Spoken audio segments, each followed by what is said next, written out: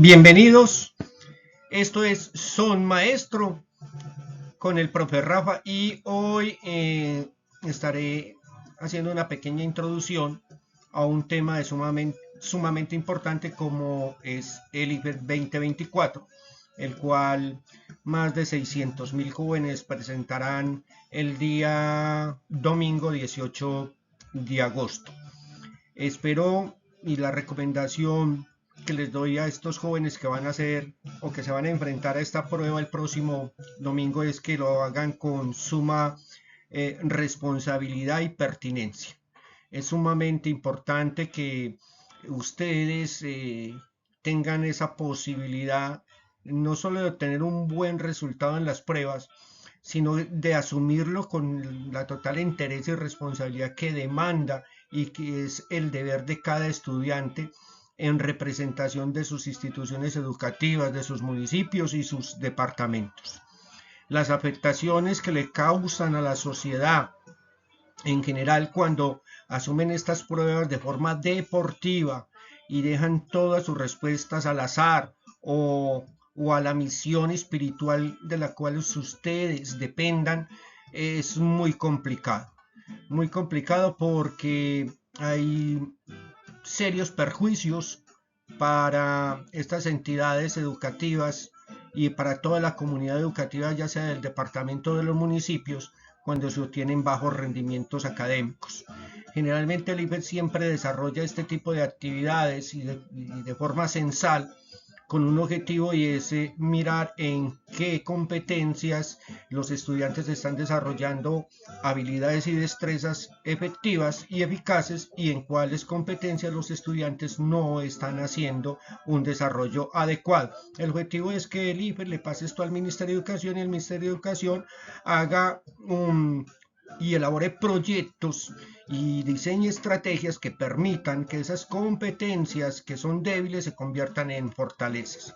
De todas maneras, lo queda en el aire y entre comillas, porque muchos años llevamos haciendo estas pruebas censales y realmente no se ven así a gran vista estrategias y proyectos que uno diga sí, vamos a mejorar la calidad de la educación en Colombia. No, cada año es peor y más si me cuando las mismas directrices que da el Ministerio de Educación y que les imparte a los secretarios de educación, ya sean departamentales o municipales, va en contravía de las mismas necesidades que tiene el país en materia educativa. Ya vemos cómo en muchas de las instituciones educativas se proyecta la pedagogía del amor, de la tolerancia, y donde esta pedagogía que se implementa en algunas, espero que no en todas, va en detrimento de la calidad de la educación, porque se favorece más la retención escolar que la calidad de la educación.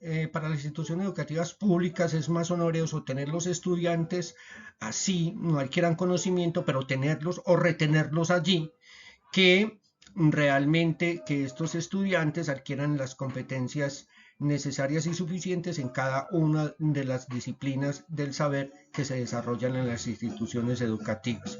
Lástima. Bien, entonces espero que estos pequeños tips que les voy a dar les sirva de algo. Solamente son dos ejemplos con dos tipos de preguntas de las tres que desarrolla el IFES. Y si de pronto les gusta, me escriben en los comentarios y yo les monto otro videito con ahí con unas 5 o 6 preguntitas en las cuales ustedes tengan la posibilidad de adquirir estrategias o herramientas que les permita desarrollar este tipo de pruebas de una manera mucho más fácil y de pronto más efectiva, más eficaz y con éxito. Pongan bastante atención.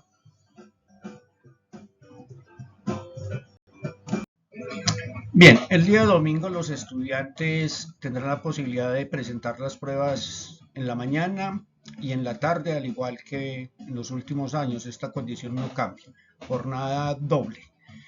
En la jornada matutina, este año los estudiantes tendrán la posibilidad de desarrollar en 4 horas y media los cuadernillos con 125 preguntas. El año pasado fueron 131. Y en la jornada de la tarde, este año, los estudiantes tendrán la posibilidad en 4 horas y media de desarrollar los cuadernillos con 118 preguntas. El año pasado fueron, si no estoy mal, 147. Sí, 147 preguntas. El año pasado el total o la cantidad de preguntas realizadas en los cuestionarios del IFES fueron de 278, este año solamente van a ser 243 y la puntuación máxima o el ponderado máximo de la evaluación de esas 243 preguntas arroja un global de 500 puntos. Este año los estudiantes presentarán las 243 preguntas en 9 horas y el objetivo es que al desarrollarlas tengan la posibilidad de obtener un ponderado igual a 500 puntos. En la sesión de la mañana los estudiantes en 4 horas y media desarrollarán los cuadernillos con 125 preguntas. Esto significa que el estudiante va a tener el tiempo medido. El total es de 2 minutos 16 segundos que tendrá para desarrollar cada pregunta. Y en la jornada de la tarde, en las mismas 4 horas y media, contestará 118 preguntas, lo cual nos arroja que el estudiante tendrá un tiempo de 2 minutos con 28 segundos para desarrollar cada una de las preguntas que están allí. Otra de las condiciones y las características que tiene el IFES al desarrollar este tipo de evaluaciones es que clasifica las preguntas en tipo 1, tipo 2 y tipo 3. Las tipo 1 son catalogadas como bajo, y bajo en el sentido de que el estudiante solamente requerirá de una competencia disciplinar para desarrollar la pregunta. En las tipo 2, que es de nivel medio, el estudiante tendrá que utilizar 2 o más competencias disciplinares para poder contestar la pregunta.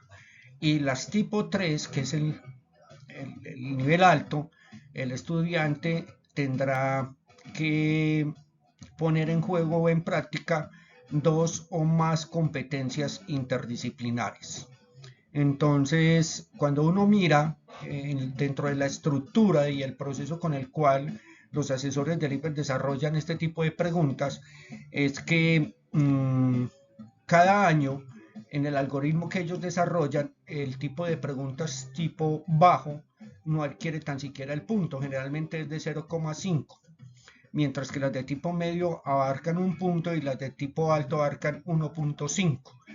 Este año no sé cómo habrán colocado el algoritmo, pero generalmente las preguntas de tipo bajo no adquieren tan siquiera el punto, las de tipo medio sí adquieren el punto y las de tipo alto están por encima del punto.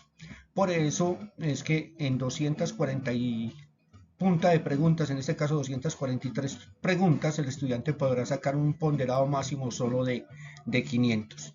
Otra de las características y que les voy a recalcar mucho a los estudiantes es que no dejen preguntas sin marcar. ¿Por qué? Porque a pesar de que el IPES y el ministerio dicen de que si usted, cuando se le hace la pregunta, o varios periodistas ya le han hecho la pregunta al IPES, en el sentido de que si es verdad que hay preguntas que restan en la puntuación del ponderado global de la prueba, el IPES rotundamente dice que no. Pero realmente si hay preguntas que si usted deja de marcar o no las marca, sí le van a restar. ¿Por qué? Porque hay una parte del algoritmo en el cual cuando el algoritmo o su prueba es metida al computador, el algoritmo tiene una característica peculiar y que hay preguntas en las cuales si el estudiante no marcó ninguna opción, le resta puntos. Y eso está dentro del algoritmo de la prueba. Entonces, por favor, traten en la medida que sea posible de contestar todas las preguntas. No dejen preguntas sin marcar. Bien, aquí podemos apreciar una pregunta tipo 1. Eso significa que es de nivel bajo. Por consiguiente, no requiere de mayor complejidad para que el estudiante la resuelva. En la pregunta podemos apreciar claramente cómo dice: a continuación se muestra un modelo que simboliza la distribución de las moléculas de agua en estado líquido en un recipiente cerrado, y nos muestra el recipiente y nos muestra las moléculas de agua. Están en la parte inferior del recipiente. Cuando este recipiente se calienta manteniendo la presión constante, las moléculas de agua líquida cambian de estado y cambian su distribución. Pregunta: ¿cuál de los siguientes modelos muestra la distribución que pueden adquirir las moléculas de agua en estado gaseoso y en estado líquido? Yo les quiero mostrar algo para que lo hagan de forma general con todos. Aquí me están dando las moléculas de agua. Y la pregunta es, ¿el cambio de estado? ¿El cambio de estado significa de que cambien las moléculas? No, cambian es su distribución dentro del contenedor, pero no cambian las moléculas. Por consiguiente, me voy para la parte de las respuestas y miro, por ejemplo, que aquí hay moléculas de agua, pero aquí en esta no hay moléculas de agua. Aquí sí hay moléculas de agua, moléculas de agua, moléculas de agua, y aquí veo que no hay moléculas de agua. Por consiguiente, ya he descartado la respuesta A y la respuesta D. Ahora solamente entra en juego ese conocimiento práctico que se tiene desde el grado prácticamente tercero, cuando el profe o los profesores le enseñaron a usted los cambios de estado. El cambio de estado significa que de líquido, que están comprimidos las moléculas, a gaseoso, las moléculas están completamente sueltas y traten de ocupar el mayor espacio o el mayor volumen requerido dentro del contenedor. Aquí vemos, por ejemplo, en la respuesta C, que las moléculas de agua en estado gaseoso están en la parte de arriba y que las líquidas están en la de abajo. Esto es correcto, pero esto es incorrecto. Por consiguiente, las moléculas de agua están esparcidas por todo el contenedor, ocupando el espacio que les corresponde. Por consiguiente, la respuesta correcta es la B. Y esto es una pregunta que todos o consideran que es de nivel bajo, porque se requiere de muy poco conocimiento para que usted pueda responder la pregunta. En este caso, solamente conocer cuál es la distribución de las moléculas en cada uno de los estados de la materia, sea sólido, gaseoso o líquido o plasmático. Bien, aquí tenemos una pregunta tipo 3 de complejidad alta. Esta pregunta es de lenguaje crítico y tiene una característica particular, que va a requerir de sus conocimientos previos para poder tener la posibilidad de dar una respuesta de forma acertada. Además de eso, si vemos, son 5 párrafos de lectura, lo cual entonces esto va a demandar mayor tiempo del que le están dando a usted para responder una pregunta. Por consiguiente, aquí lo que usted tiene que hacer es una lectura crítica y reflexiva, interpretativa y argumentativa, para poder, al terminar la lectura, dar respuesta a la pregunta sin tener la necesidad de perder tanto tiempo. La recomendación en primera instancia que yo les doy es que usted haga una lectura previa de lo que nosotros llamamos introducción a la pregunta, que está en este espacio que le estoy subrayando de color amarillo. Primero, antes de comenzar la lectura, lea esta introducción. A esto le llamamos generalmente introducción a la pregunta. Y esta introducción a la pregunta nos va a permitir, cuando hagamos la lectura, tener la posibilidad, con el conocimiento previo establecido, de qué es lo que tenemos que responder y qué cosas podemos responder que sean realmente pues como acertadas. Otra de las características que yo le voy a pedir aquí, que tenga mucho cuidado, es cuando usted lee las preguntas, lo primero que le van a decir es, ¿cuál es el estilo, el tema y la estructura del texto? Entonces aquí me dicen una revista académica, entonces tenga muy en cuenta esto, revista académica. Tiene que tener definido qué es un discurso, tiene que tener definido qué es una crónica periodística y tener definido qué es un seminario. Si usted lo tiene claro, entonces yo creo que después de hacer la lectura crítica, ya va a tener gran posibilidad de responder la pregunta, pero teniendo muy en claro cuáles son los conceptos de qué es una revista académica, qué es un discurso, qué es una crónica periodística y qué es un seminario. Dentro del texto hay dos cosas que son fundamentales para lo que yo llamo la teoría del descarte, que es lo que voy a tratar de enseñar primero, y después entonces sí estaremos hablando de lo que es cada uno de estos temas o el ambiente en el que se desarrolla este tipo de escritos. Lo primero es que nos está hablando aquí de alguien que está ubicado en el siglo XVII. Otra de las cosas que deben de tener en cuenta cuando hagan la lectura es marcar dentro de la lectura cosas que ustedes consideren que sean sumamente importantes. Y en este tercer párrafo esto también es sumamente importante a la hora de ir a responder la pregunta. Dentro del párrafo hay dos cosas, tres cositas que debe tener en cuenta. Para la teoría del descarte, si nos venimos a la parte de descarte, y cuando hacemos la lectura de la introducción de la pregunta nos dice, a juzgar por su estilo, tema y estructura, en cuál de los siguientes contextos estaría inscrito más apropiadamente el pasaje anterior. Entonces nos dicen, en una revista académica como parte de un artículo sobre los orígenes y la importancia de la filosofía kantiana, no la podemos descartar. Esta pregunta la tenemos porque nos están hablando, se ha hecho una buena lectura, sí nos están hablando de la importancia, es más, de la historia de la filosofía kantiana. La pregunta B nos dicen, en un discurso ofrecido a un grupo conformado por aficionados al estudio de asesinatos en la historia de la filosofía. Tampoco la podemos descartar porque sí hay algo que nos permite a nosotros adentrarnos dentro de la lectura crítica del texto que nos están hablando de la historia de la filosofía.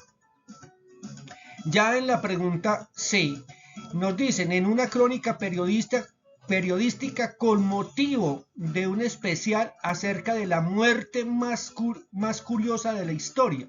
Y la pregunta es, ¿a Descartes lo asesinaron? No, no lo asesinaron. Por consiguiente, esta pregunta se descarta por lógica. En la otra pregunta, en un seminario dirigido a historiadores especialistas en la vida de los personajes insignes del siglo XX, ojo, siglo XX, no, aquí nos están hablando del siglo XVII y nos dan la fecha de 1621, por consiguiente nada tiene que ver con el siglo XX. O sea que en este momento ya tenemos por descarte dos preguntas. Y esas dos preguntas son 50-50. Ese es, usted ya tendría por descarte de la introducción, sin tener más ambientación, sin tener más conocimiento de los temas relacionados dentro de la estructura del texto, por descarte usted tendría dos opciones, la A y la B. Bien, ahora vamos a mirar si usted ha sido un buen estudiante, ha estado interesado realmente en la comprensión lectora y en el entendimiento de las narrativas.